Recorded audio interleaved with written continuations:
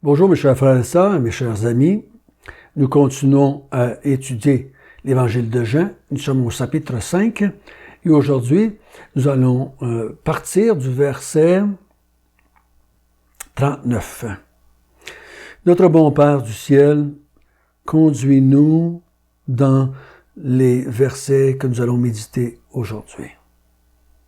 Parce que comprendre qui est la personne de Jésus et son œuvre, c'est une question de salut. C'est une question de vie ou de mort spirituelle. Donc c'est tellement important que nous comprenions bien qui est Jésus. Beaucoup se proclament croire en Jésus. Mais le Jésus dont il parle n'est pas le Jésus de la Bible. Donc aide-nous à bien saisir les vérités que tu nous présentes. Amen. Jean a toujours la même idée quand il nous parle.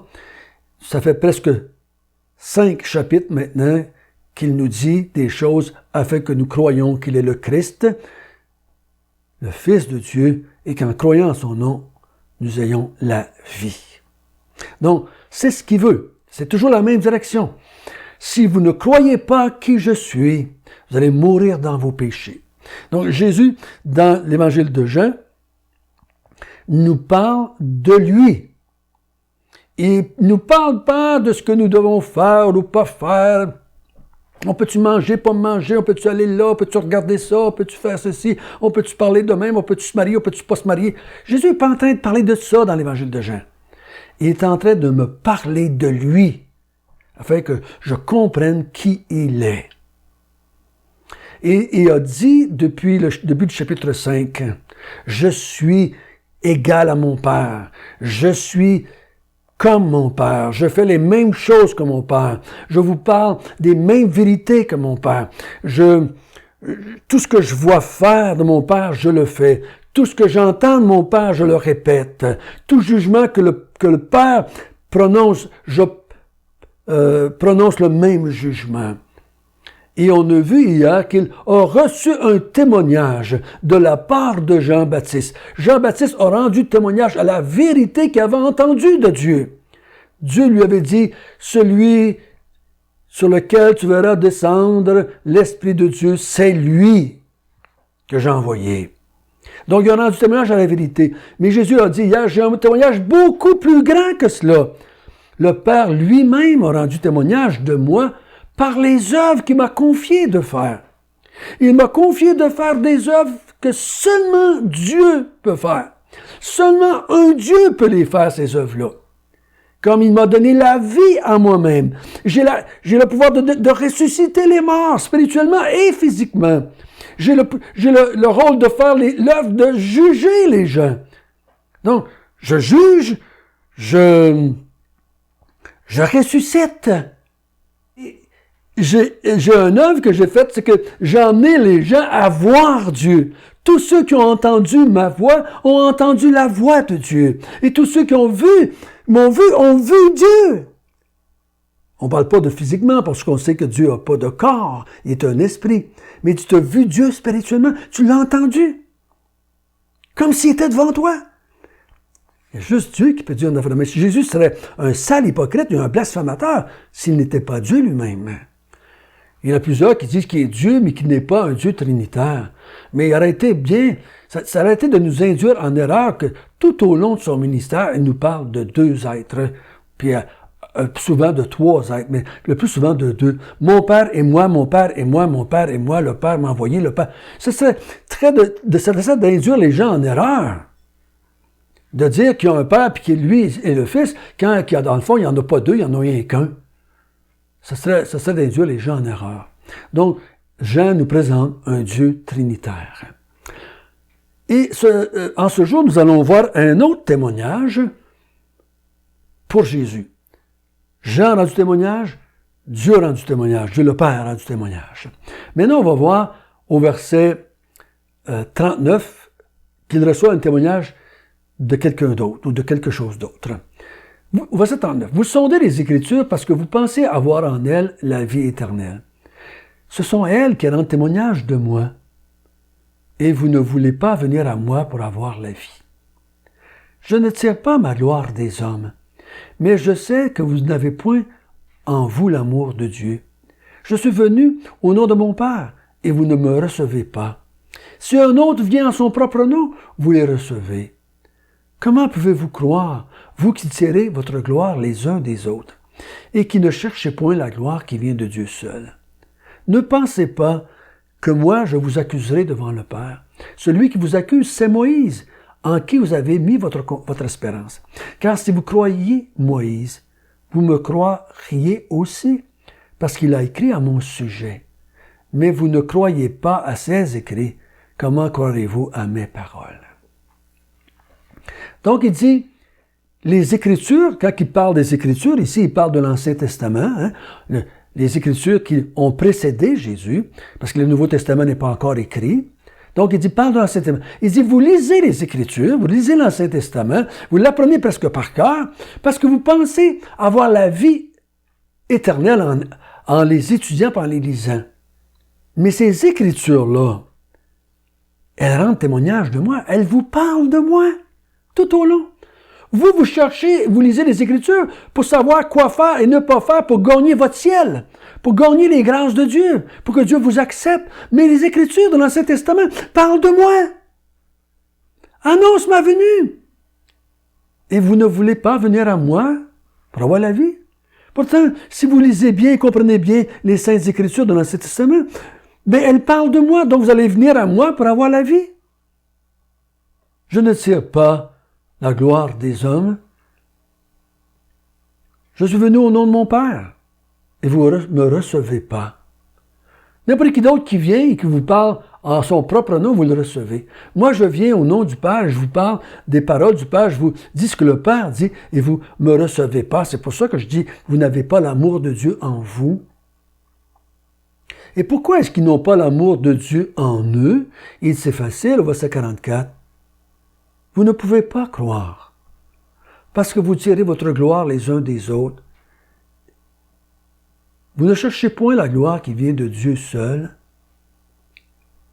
C'est pour ça que je l'avais cité, l'homme paralytique, quand il a été dénoncé Jésus, c'est lui qui m'a dit de prendre mon lit et de marcher un jour de sabbat. C'est lui, Jésus. Il cherche l'approbation des hommes. Il cherche la gloire qui vient des hommes. Jésus dit, vous ne pouvez pas croire quand je vous parle.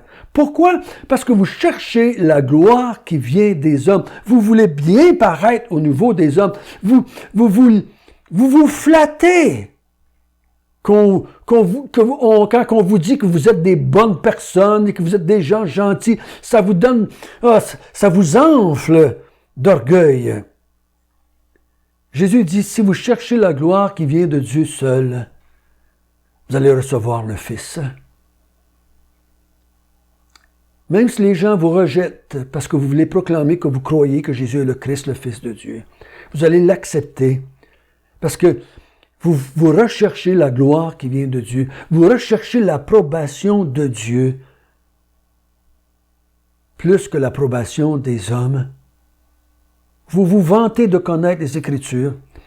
Vous dites que vous connaissez les Écritures, comprenez les Écritures, mais ce n'est pas vrai. Vous ne comprenez pas les Écritures et vous n'aimez pas Dieu.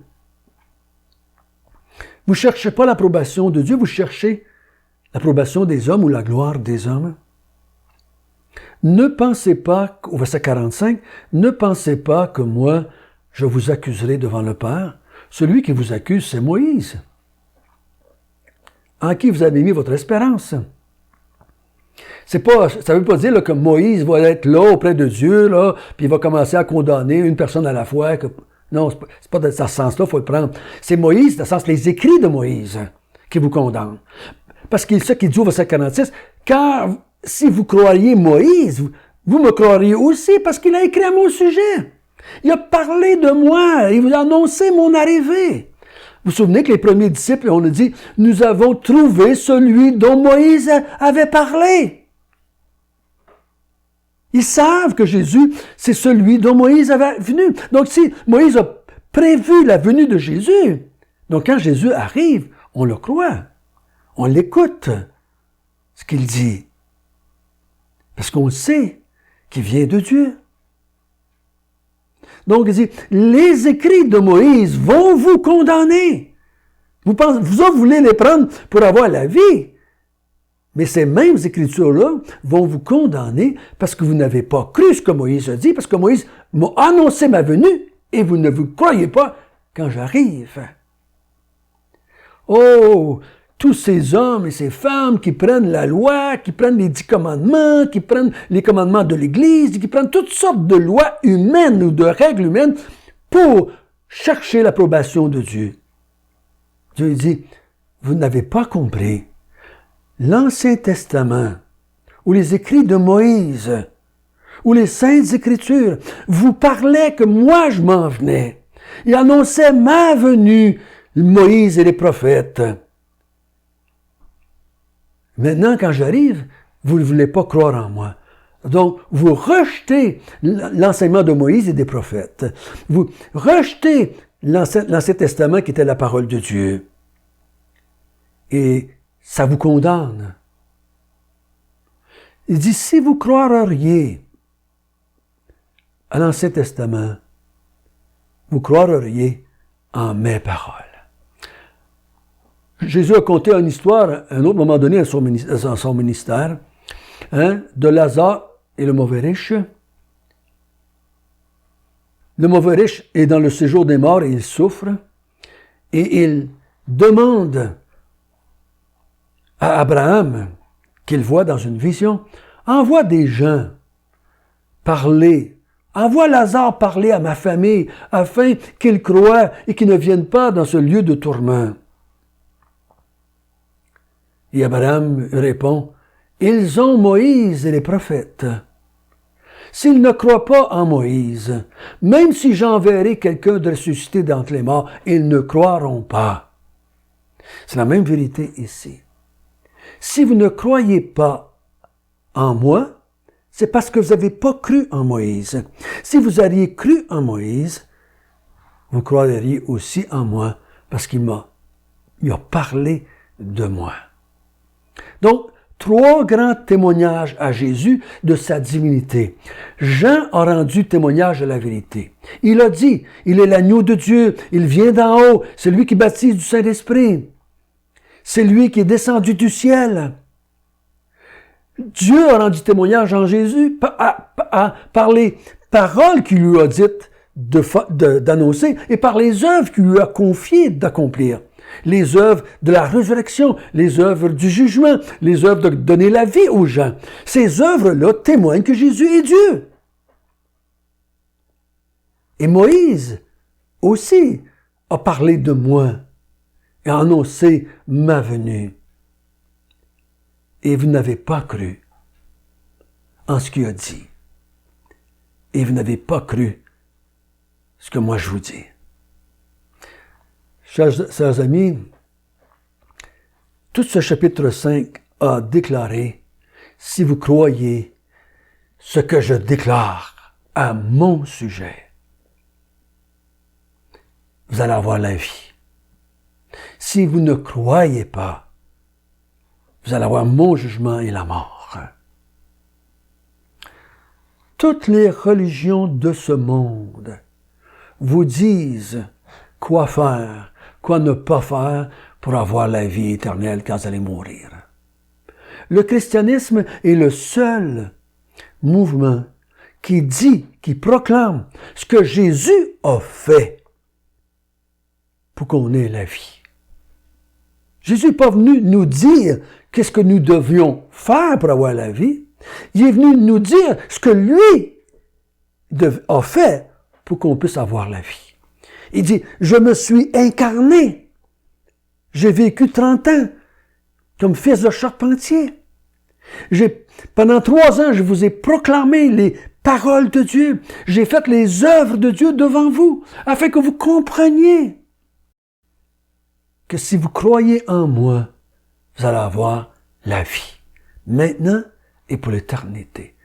Tout ce qu'il demande, crois en moi et en celui qui m'a envoyé. Tous ceux qui essaient de gagner leur ciel par des œuvres quelconques sont condamnés. Ils font la même erreur que les pharisiens ici, qui ont pris la Bible, puis ont essayé de mettre ça en pratique pour avoir la vie éternelle. Et Jésus les condamne. Mais faisons attention, nous qui croyons en cela, nous qui croyons en Jésus et en celui qui a envoyé, ne rajoutons rien. Ne rajoutons rien. Ne faisons pas de notre vie chrétienne maintenant quelque chose de méritoire. Parce que j'entends tellement de croyants maintenant qui ajoutent des œuvres à ce que Christ a fait et déclaré pour que ça soit méritoire pour avoir quelque chose de plus que de la vie éternelle. Oui, François, j'ai la vie éternelle, mais je veux plus. Je veux une récompense, je veux une couronne, je veux ceci, je veux cela. Je veux être béni, je veux être guéri, je veux que Dieu réponde à mes prières. Je veux plus que la vie éternelle que Jésus-Christ m'a amené et qu'il donne par la foi, par la grâce à ceux qui ont cru. Faites attention, c'est dangereux, c'est une pente dangereuse de rajouter des œuvres pour avoir plus que la vie éternelle. Parce que tous les croyants de tous les temps qui croient en lui et en celui qui l'a envoyé ont tous également, de tous les temps et pour l'éternité, la même vie éternelle que Jésus-Christ donne. Quand vous commencez à vouloir rajouter, vous êtes en danger. Faites attention. Notre bon Père du ciel, quel merveilleux chapitre, quelle grande déclaration de la part de Jésus. Merci de nous avoir ouvert les yeux. Merci d'avoir ouvert notre intelligence et que maintenant nous comprenons que le Dieu de la Bible est un Dieu trinitaire. Un Dieu le Père, un Dieu le Fils, et on va voir un Dieu le Saint-Esprit. Merci. Merci de nous avoir révélé cela. Merci de nous avoir donné la grâce de croire en celui qui est venu et en celui qui l'a envoyé. Et merci de nous donner la vie. Amen.